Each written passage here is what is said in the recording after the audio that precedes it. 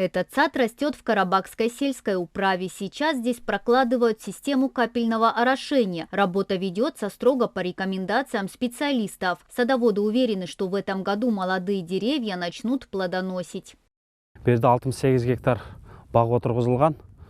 Мы посадили сад на 68 гектарах земли. Из плодовых деревьев здесь имеются абрикос, яблони, груши и черешни. В целом 11 разновидностей. Сейчас мы протягиваем шланги для капельного полива. Кроме того, уже завершили обрезку саженцев. Работаем на протяжении 2 месяцев.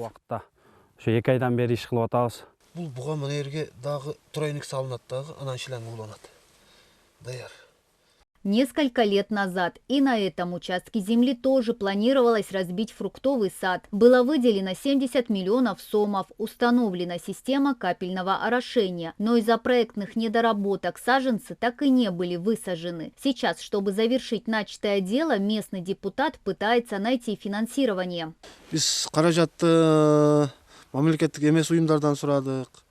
Мы просили средства у государственных организаций, Фонда развития и правительства. Обещали рассмотреть, но итога так и не было. Нам нужно как можно скорее завершить работу. Трубы уже начали ржаветь, еще немного и система придет в негодность.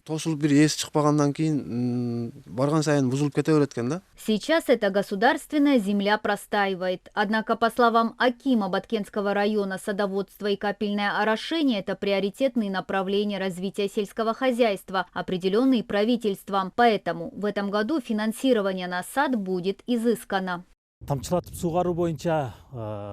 Мы продолжаем работу по внедрению капельного орошения. Это поручение главы Кабинета министров и Министерства сельского хозяйства. По каким-то причинам данный проект не был ранее реализован. Сейчас мы принимаем все меры, чтобы в этом году он вошел в список приоритетных проектов.